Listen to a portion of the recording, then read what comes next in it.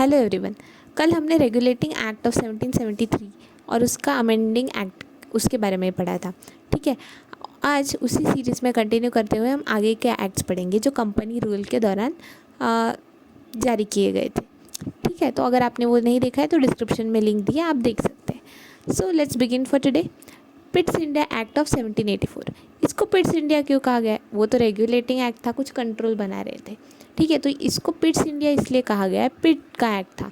तो ये British parliament में किसने इंट्रोड्यूस किया था? तब जो प्राइम मिनिस्टर थे यूके के, ब्रिटेन के सॉरी, तो वो थे विलियम पिट। उन्होंने ये ब्रिटिश पार्लियामेंट में ये एक्ट लाया था, इसलिए इसको पिट्स इंडिया एक्ट ऑफ 1784। तो अभी कुछ जो प्रोविजंस उन्होंने उस दौरान बनाए थे, शायद उसमें कुछ प्रॉब्लम्स आ गए होंगे, इसलिए होगा। इसलिए अभी नए फीचर्स के साथ नया एक्ट ला रहे हैं। देखते हैं क्या किया गया है अलग इस एक्ट में। तो पिट्स इंडिया एक्ट के कुछ फीचर्स थे। पहला, distinguish between commercial and political functions of the company. इसके पहले वाले एक्ट में ऐसा कुछ नहीं किया था, मतलब कमर्शियल और पॉलिटिकल सब उनके ही हाथ में था। कमर्शियल और पॉलिटिकल फंक्शन के लिए सेपरेट ऐसा बाइफर्केशन नहीं किया गया था। इस एक्ट ने बोला कि आपको अभी कमर्शियल और पॉलिटिकल फंक्शंस को अलग रखना पड़ेगा। कोर्ट ऑफ डायरेक्टर्स को बोला गया कि आप मैनेज करो कमर्शियल अफेयर्स, और एक नई बॉडी बनाई जाएगी, बोर्ड ऑफ कंट्रोल, जो कि मैनेज करेगी पॉलिटिकल अफेयर्स। ठीक है, अभी कोर्ट ऑफ डायरेक्टर्स के बारे में हमने पढ़ा था लास्ट टाइम। वो एक्ट में बोला था कि कोर्ट ऑफ डायरेक्टर्स क्या था? कंपनी की governing body, east India company की गवर्निंग बॉडी थी कोर्ट ऑफ डायरेक्टर्स।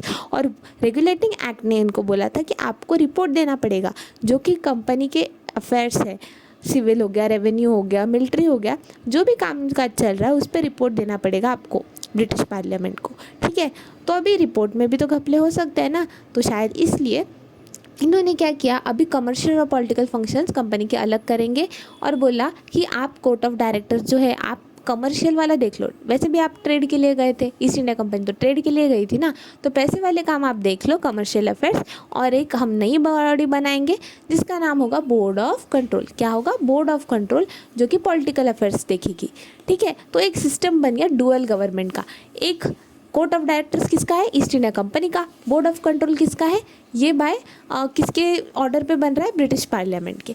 ठीक है, सी से याद रखना, court of directors commercial affairs और बोर्ड ऑफ कंट्रोल जो है वो पॉलिटिकल अफेयर्स। तो एक डबल गवर्नमेंट का सिस्टम बन गया। ठीक है, और बोर्ड ऑफ कंट्रोल को काफ़ी पावर भी दिया गया।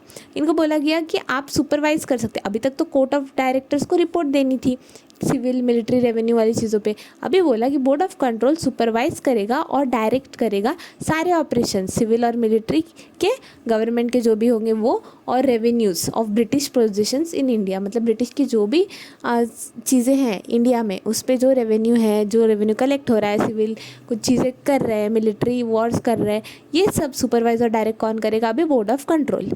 ठीक है, तो ये था main features Pitt's India act of 1784 के। तो इसका मेन सिग्निफिकेंस ये था कि कंपनी के जो टेरिटरीज थी इंडिया में, मतलब अभी ये सब ईस्ट इंडिया कंपनी का था ना, तो अभी पहली बार क्या बोला गया कि ये ब्रिटिश पोजीशंस है, मतलब ब्रिटिश लोगों की हुकूमत बताई गई। ये ईस्ट इंडिया कंपनी का है ऐसा नहीं बोला, मतलब थोड़ा सिग्निफिकेंस समझ रहे हो कि ये बोल रहे हैं कि ये सब ब्रिटिश का है। तो ब्रिटिश गवर्नमेंट ने क्या बोला कि सुप्रीम कंट्रोल किसका है? हमारा है। कंपनी के अफेयर्स पे अभी सबका सुप्रीम कंट्रोल ब्रिटिश गवर्नमेंट का हो गया, और उसके एडमिनिस्ट्रेशन पे भी जो भी इंडिया में काम चल रहा है अभी उस पर पूरी तरह कंट्रोल, मतलब सबसे ऊंचा, सबसे ऊपर वाला कंट्रोल किसका है? ब्रिटिश गवर्नमेंट का। तो board of control political affairs देखा ना, और सुपरवाइजर डायरेक्ट भी कर सकते हैं सिविल, मिलिट्री, गवर्नमेंट के अफेयर्स और रेवेन्यू भी। ठीक है, तो ये था पिट्स इंडिया एक्ट 1784। अभी एक्ट ऑफ 1786 क्या है? अभी ये ना रेगुलेटिंग है ना कुछ है। एक्चुअली लॉर्ड कॉर्नवालिस, इनको अपॉइंट किया गया था as governor general of Bengal. हमने पढ़ा था ना गवर्नर जनरल ऑफ बंगाल के बाद, गवर्नर जनरल ऑफ बंगाल को सबसे ऊपर होता है, और गवर्नर ऑफ बॉम्बे और मद्रास प्रेसिडेंसी के जो गवर्नर है ये इसके सबऑर्डिनेट होते हैं। तो 1786 में लॉर्ड कॉर्नवालिस को अपॉइंट किया गया कि भाई आपको ये पोस्ट दी जाती है। तो उन्होंने बोला कि हाँ ठीक है भाई, मैं चला जाऊँगा, लेकिन मेरी दो शर्त है। ये पोस्ट एक्सेप्ट करने के लिए मेरी दो डिमांड्स है। पहली कि देखो, अभी हमने पढ़ा था कि गवर्नर जनरल की काउंसिल बनाई गई थी, लास्ट एक्ट में हमने पढ़ा था। तो अभी इस काउंसिल में ना, अगर काउंसिल का मेंबर जो है उनका मेजॉरिटी आ जाता था तो गवर्नर जनरल के डिसीजन को वैल्यू नहीं रह जाती थी, ऐसा पहले हो जाता था। लेकिन अभी बोला कि मुझे पावर दो कि ओवरराइड कर सकूँ। ऐसा सिचुएशन हो गया कि गवर्नर जनरल की काउंसिल में मतलब 5 लोग हैं, सपोज करो, हाँ सपोज करो 5 लोग हैं और उसमें से 4 लोग बोल रहे हैं कि ये होना चाहिए, लेकिन गवर्नर जनरल का मत ये नहीं है, स्टिल उसको मानना पड़ रहा है। लेकिन अभी ऐसा नहीं होगा। अभी क्या होगा कि मतलब कॉर्नवालिस ने बोला कि मुझे ऐसा करके दो कि मेरा पावर ज़्यादा होना चाहिए, इवन इफ मेजॉरिटी है फिर भी मैं ओवरराइड कर पाऊँ इनका डिसीजन, मतलब मेरा डिसीजन उनके ऊपर होना चाहिए कुछ स्पेशल केसेस में, ठीक है। तो हर केस में नहीं, लेकिन स्पेशल केसेस में ऐसा आप मुझे पावर दो। सेकंड, मुझे कमांडर इन चीफ भी बना दो। तो ये इसके लिए फिर ये 2 प्रोविज़न बनाने के लिए ये एक्ट लाया गया 1786 में, ठीक है। अभी चार्टर एक्ट आया 1793, रेगुलेटिंग एक्ट था 1773 का। 1773 का एक्ट जो था वो रेगुलेटिंग था। अभी ये चार्टर एक्ट ऑफ 1793, इसको चार्टर क्यों बोलते हैं पता है?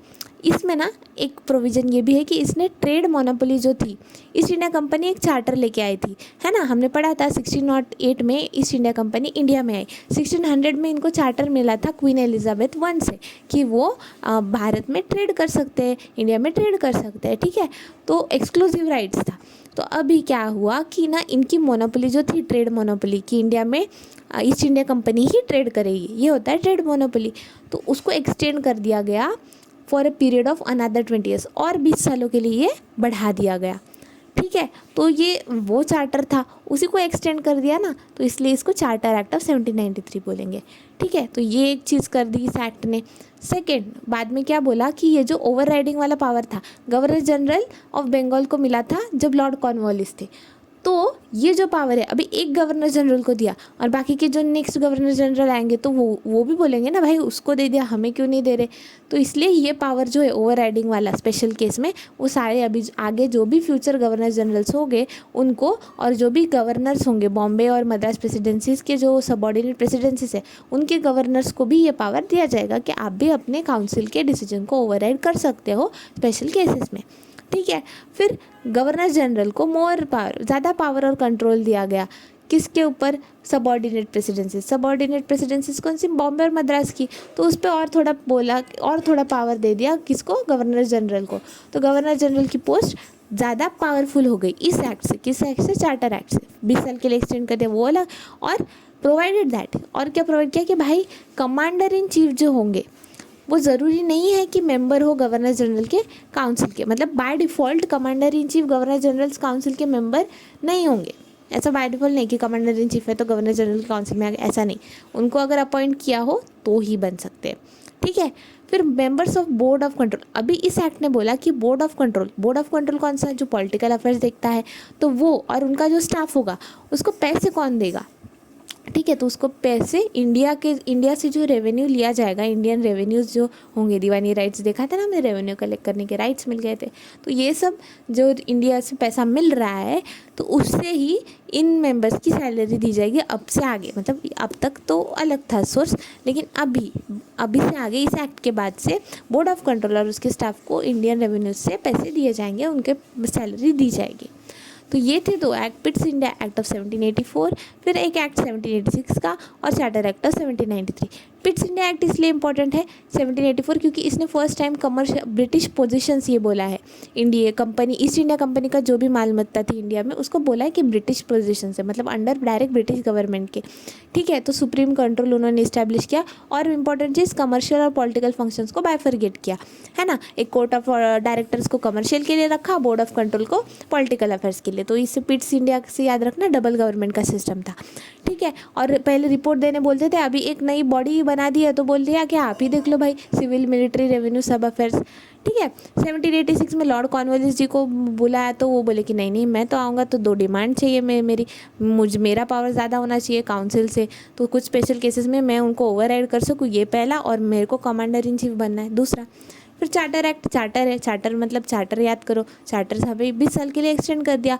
फिर गवर्नर जनरल की पोस्ट को और थोड़ा पावरफुल कर दिया, बोला तो वो वाला पावर जो कॉर्नवालिस को मिला तो बाकी को भी मिलना चाहिए, वो बढ़ा दिया, और मोर पावर दे दिया गवर्नर जनरल को बाकी के गवर्नर के ऊपर, ठीक है। कमांडर इन चीफ अभी डायरेक्टली गवर्नर जनरल की काउंसिल का मेंबर नहीं होगा जब तक अपॉइंट नहीं किया जाए, और बोर्ड ऑफ कंट्रोल जो बनाया था तो उनकी सैलरी का भी देखना पड़ेगा ना। तो अभी बोला कि नहीं नहीं, इंडियन से जो रेवेन्यू मिल रहा है वही से उनकी सैलरी दे दो। तो ये थे आज के लिए, that's it for the day, thank you.